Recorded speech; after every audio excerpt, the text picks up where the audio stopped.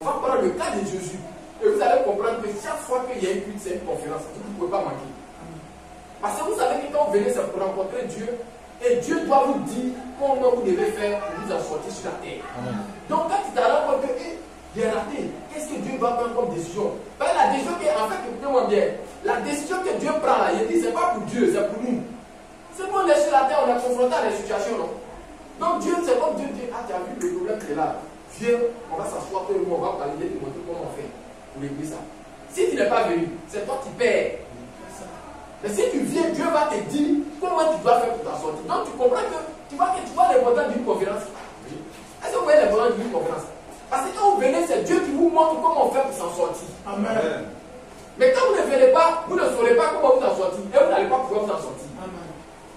Donc quand on dit culte là, c'est une conférence. On vient à une réunion où Dieu, c'est Dieu qui nous parle. Alléluia. Amen. Donc Jésus, après on peut dire, moi je vais aller un peu plus vite. Donc, qu'est-ce qui s'est passé? Jésus, là, quand il est venu sur la terre, écoutez-moi bien, écoutez bien cette partie. Même ça, là, si je fais, je ne vais pas arrêter la prédication sur la terre. Amen.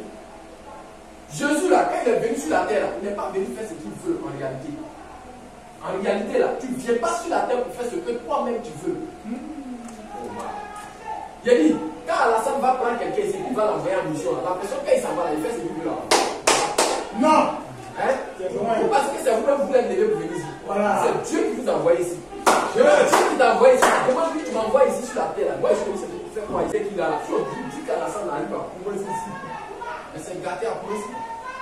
Les associations de femmes, mouvements de jeux, le royaume, quoi. Tout le monde va en FAO. Tout le monde va sortir. On va dire fermer les magasins. Ils vont mettre les bâches partout. Ils recevoir le président. Quand il arrive là, si il arrive, avant même qu'il va venir, même là, ils vont envoyer cargo, au moins 20 cargos de quoi en Facebook. C'est toi-même qui as peur. Même le jour où il arrive là, mais tu ne peux pas. Tu vois les. Est-ce que tu peux? Quand il vient comme ça, tu sais que c'est lui qui arrive. Il déclare que c'est lui qui arrive. Toi-même, tu sais que c'est lui qui arrive. Bon, maintenant, est-ce qu'on peut comparer à Alassane? C'est qu'il a là, Dieu. Maintenant, vous dites non, c'est Dieu qui arrive. Quand on dit Dieu arrive, nous tous on sait. On dit président même, si un président arrive, on l'annonce partout. On fait un bruit que ça fait, drapeau de Côte d'Ivoire, tout. Ils vont faire tout comme un t-shirt, tout. Adonoulier, tout ça là. On dit que c'est lui qui arrive. Maintenant, on vous dit Dieu arrive, on essaie l'espoir de Dieu, non? C'est pas la vie, l'espoir de Dieu, c'est des anges. C'est ça qui a trompé les juifs là. Parce qu'on dit Dieu va venir là, dans leur tête, il dit c'est Dieu qui arrive. Mais là, c'est gâté sur le monde. Les anges vont quitter aussi à l'espoir, et puis sur la terre, les anges, les épées comme ça. Et puis on dit, il arrive, mais tu ne peux pas, le roi est gâté. Maintenant, on te dit que c'est lui qui arrive, lui-même il vient là. C'est au mouton, là, on accouche du mouton, puis c'est là-bas, il est né. Et puis on dit, c'est lui. Qui peut accepter ça? Personne. Quoi? C'est lui qui est. Non, vous amusez. Dieu! Toi, tu connais Dieu. On dit, Dieu arrive. Mais ça même qu'il arrive, là, on voit. Tu dis, Dieu. Tu dis, lui là. Je dis, non, c'est moi. Toi comme ça. Mon ami, il ne faut pas distraire les gens ici. Oh, c'est lui. Vous voyez? Mais pourquoi il a fait ça? C'est pas à cause de nous. Sinon, si lui voulait venir comme il doit venir là, mais tu ne peux pas. Mais il a fait ça à cause de nous. C'est que vous comprenez. Hein? C'est pas, les gens ne comprennent pas. Pourquoi il est Dieu qui brille? C'est à cause de nous. Souvent, il n'a pas besoin de prier. Mais il fait ça pour nous montrer que quand vous êtes coincé là, priez. C'est à cause de nous il fait. C'est ce qu'il est devenu homme. Donc, il voit qu'il y a une situation, ça ne va pas, il est coincé. Donc, oh Dieu, Père, quand tu regardes, il dit ça, après, je suis en train de faire ça. Et quand tu es coincé, étant un homme, il faut prier. Je suis en train de te montrer comment on vit, comment on fait sur la terre. C'est tout. Sinon, si c'est moi, je Dieu, pas bien ça. Est-ce que vous m'avez bien saisi? Maintenant, regardez une expérience vraie. Une expérience vraie que chacun de nous va vivre ce matin ici. Dans le livre de Luc. Vous vous souvenez, une fois, Jésus est allé sur une montagne qu'on appelle Gethsémani. Pour aller prier. Je ne sais pas si vous vous souvenez. Avant d'aller mourir à la croix, il allait sur la montagne, il allait prier. Il a prié du cas, sueur là, c'est devenu comme on appelle là. Sans coaguler. Vous voyez un peu non? Pourquoi? Est-ce que vous avez posé la question? Pourquoi lui s'en prier sur la montagne là?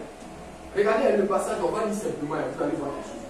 La Bible dit, 22, Luc 22, verset 38. Il dit, Seigneur, voici 2 épées mortes. Après être sorti, il alla selon sa coutume à la montagne des Oliviers. C'est ça, la montagne.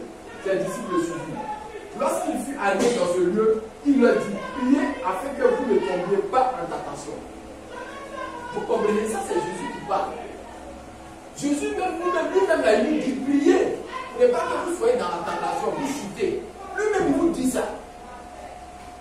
Vous comprenez? Amen. Donc, quand il y a une situation qui sait que ça me fait chuter, il faut prier pour ça. Il faut prier. Maintenant, lui-même l'a regardé. Je vous dis la vérité que ce qu'on va lire ici, là, vous allez voir ça. Pourquoi? Vous allez comprendre que l'État peut faire ça pour nous montrer que quand vous êtes dans une situation comme ça, faites ce que j'ai fait là, vous allez vous en sortir. Amen. Écoutez bien ce que je dis. Et quand Frère Branham il a prêché ça, Frère Branham, le titre qu'il a donné là, c'est la conférence. Ou bien une conférence avec Dieu. Ici là, lui il appelait ça la conférence de testimony. Pourquoi Frère Branham, Dieu lui dit, prêche ça à mes enfants. Mes enfants doivent savoir pourquoi je suis allé sur la montagne. Il faut leur dire, c'était une conférence entre Dieu, entre Jésus qui était un homme, vous comprenez, et puis Dieu. Donc il y a une fois, quand on dit conférence, on va aller terre à terre, ne voyez pas. Conférence, ça veut dire réunion. Comme on est en train de faire actuellement dans la salle, on appelle ça une conférence. Si vous voyez les gens qui disent on a organisé une réunion des jeunes, une réunion des femmes, c'est conférence. Ça c'est gros français, on dit conférence. Sinon, on vient, on s'assoit. C'est comme par exemple, moi et le frère, on a un projet. Le président, on ne va pas faire comme ça, on vient, on s'assoit. Cette conférence, on va faire, on s'assoit. Bon, on veut faire peut-être magasin de portable. On sait comment. On fait comment. Vous voyez, maintenant, dans la conférence, après, on prend des décisions. On va faire ça ici, on va faire comme ça, on va vendre ça, on va vendre ça, on va vendre ça. Voilà comment on va s'organiser. C'est les décisions qu'on prend. Quand on finit de prendre des décisions dans la réunion, on fait quoi? On sort pour aller appliquer, pour aller faire. Mais on arrête les décisions et puis quand on finit, on sort maintenant pour aller faire ce qu'on a dit ici, on a décidé ici. C'est ça qu'on appelle conférence. Vous allez voir les blancs, les Français et autres, ils ont fait, il y a beaucoup de conférences de gilets, c'était ça. Quand il y a une situation qui ne va pas, quand il y a urgence, il y a un problème là. C'est comme par exemple, on peut dire, guerre entre Ukraine et puis Russie là.